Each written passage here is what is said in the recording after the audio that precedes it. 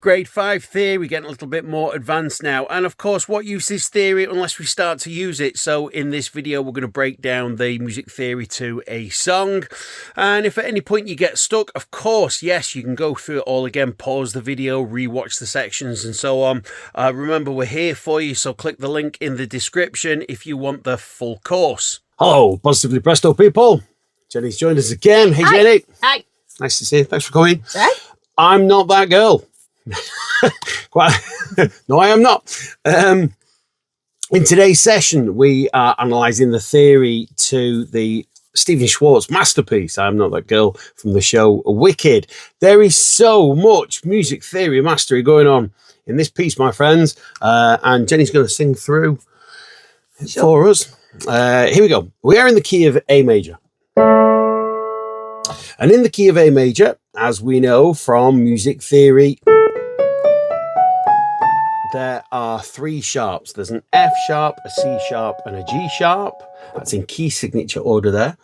F sharp, C sharp, G sharp. And the piano part starts with a really, really tasty open voicing. In the intro section, we have this beautiful A sus over D. A sus because there's no third in it. Then to the chord of A over C sharp. Then A5 again over B. A little bit of hints of chord 4 to 1B to chord 2, potentially we could hear that as.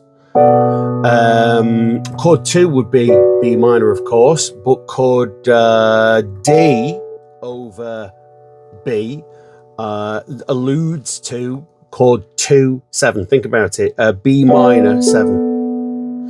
And that's what, although it might say A5 over B, the overall sound that we're hearing there is 2-7 over the B. It looks like a chord of D, as I say. Anyway, so intro.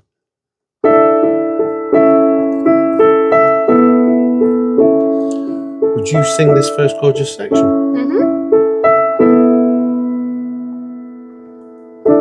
Hands touch, eyes meet, sudden silence, sudden heat, heart sleep in a giddy world. We'll just pause there one moment. So we have that cycling around the intro chord section, and what's happening is we have an unstable sense of where chord 1 is, because we are cycling around a chord sequence which is starting on 4, that fourth note in the left, but with chord 1 effectively over the top.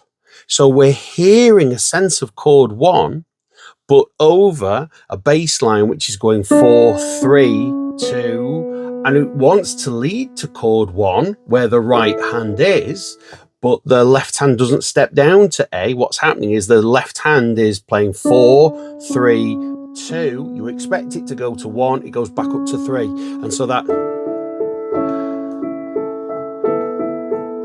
gives us this lovely floaty sense of not returning, not going to chord 1 at all. And then in Heart's Leap, would you go from Heart's Leap, please?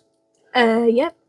Heart sleep in a giddy world.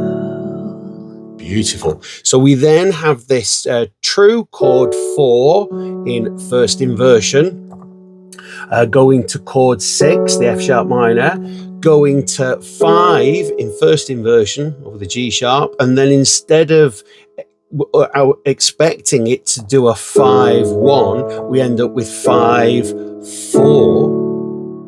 And think about it, it started on 4 in the left hand right from the beginning, 4, but with 1 over the top, 4, 3, or chord 1 in first inversion,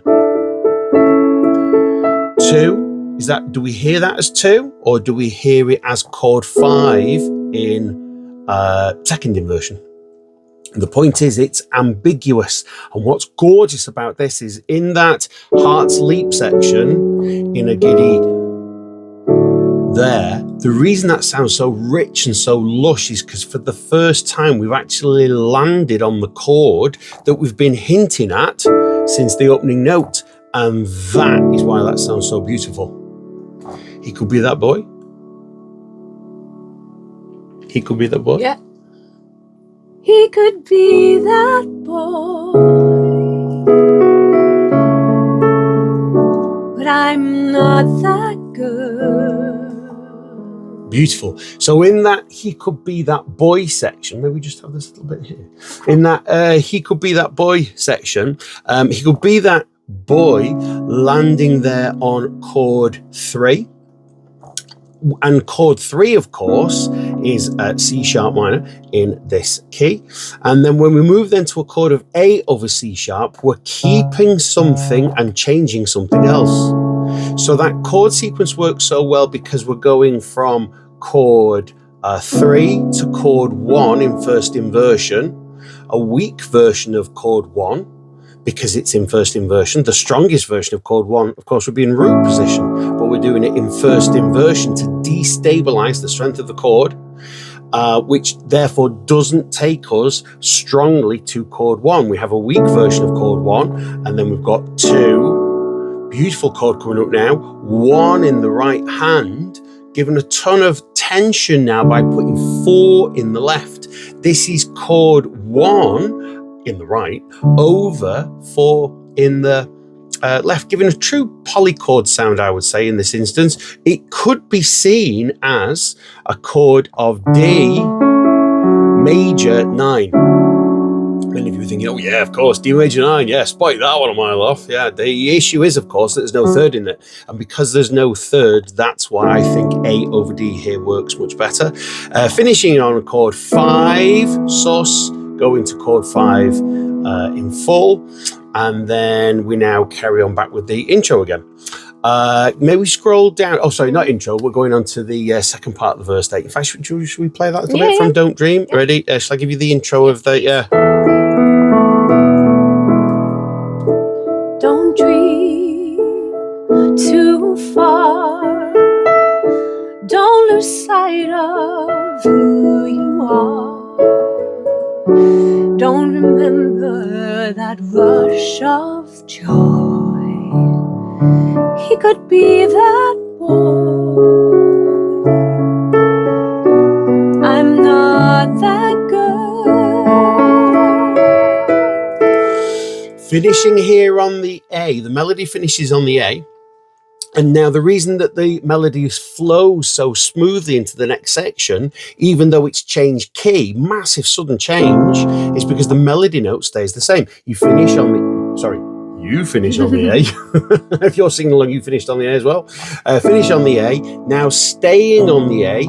A was the root of the chord that we're on, the chord of A, and now we're going to the major third of the new key that we're in. Now you'll know, of course, that from the key of A major, let's do that again. Go all the students in the world going, what was that, Mr. Jones? F sharp in the key of A, of course. But now what we're going to do is we're going to do a chromatic change. What makes this sound so dramatic? Anytime that you have a change of a third of any description, whether it's a major third or a minor third, when you move by a third and change something chromatically within the key, this is referred to as a chromatic mediant. In fact, we were chatting about this before, weren't we? Many of you will recognize the sound of that from Avengers and Marvel and James Bond and so many dramatic, dynamic spy films, action films use that move of a third. There's loads of different videos that we've done in the past where we've covered chromatic mediant in depth. We'll not cover it now. So from every so often, should we go from there? 57. Yeah, ready? 3, sorry, after 2, 1, 2. Every so often we long to steal to a land of what might have been, but that doesn't soften the ache we feel when reality sets back in.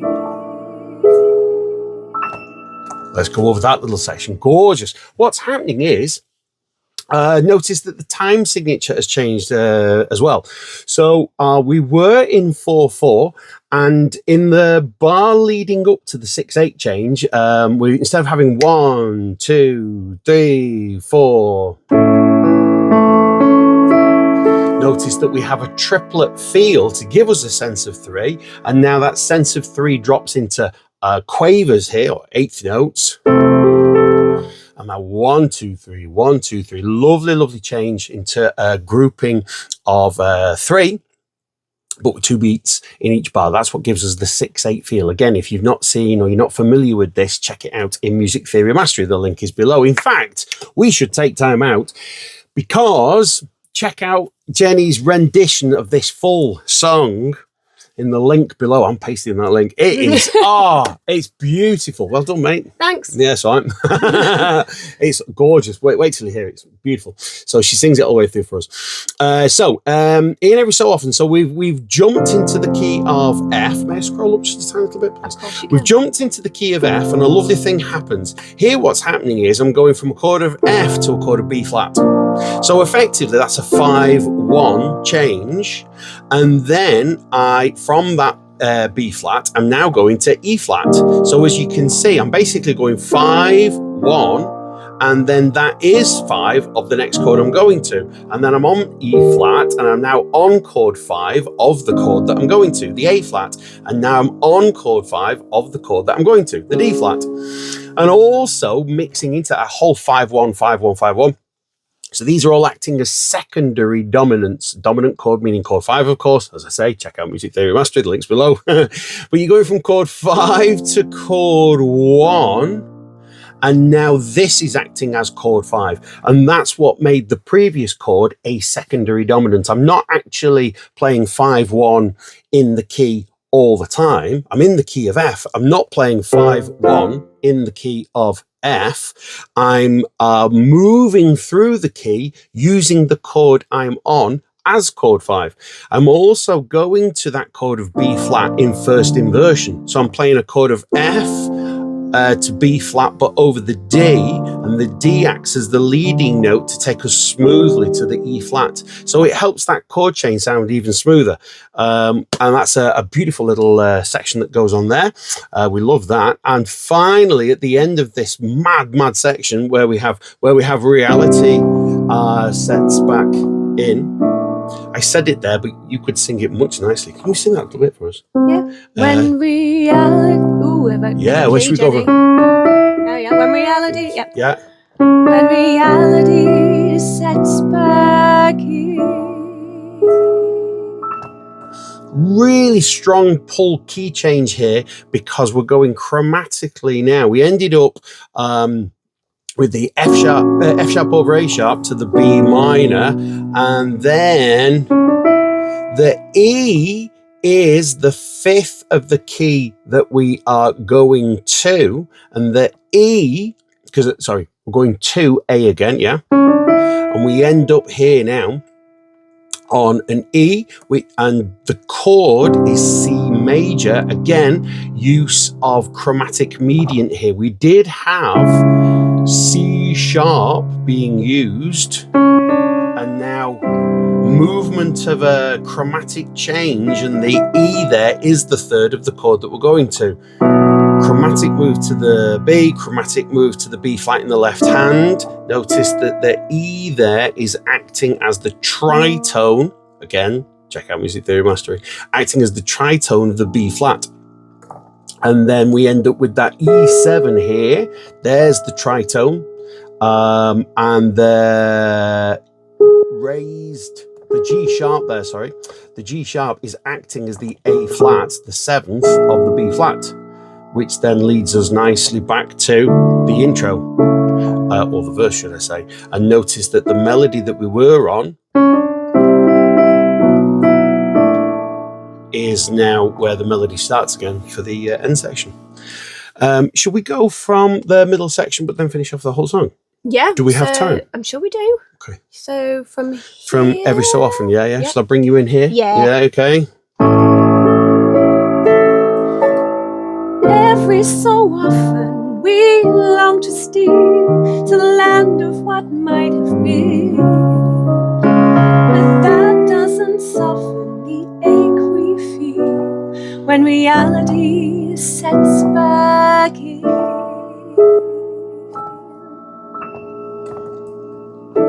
Blithe smile, lithe lip, she who's winsome, she wins him.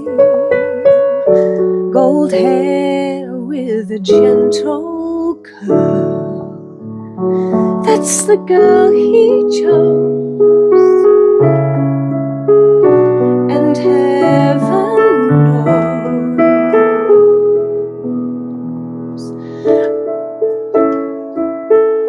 My bad. It's just pretty. It's gorgeous. Leave it like that. We don't need to sing that last phrase. Don't wish, don't start. Wishing only wounds the heart. I wasn't born for the rose and pearl.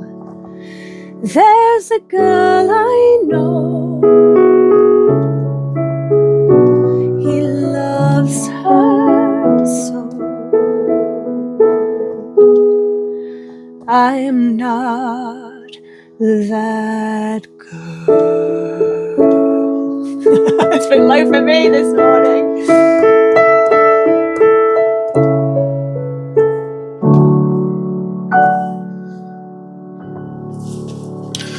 Massive thanks to my friend Jenny.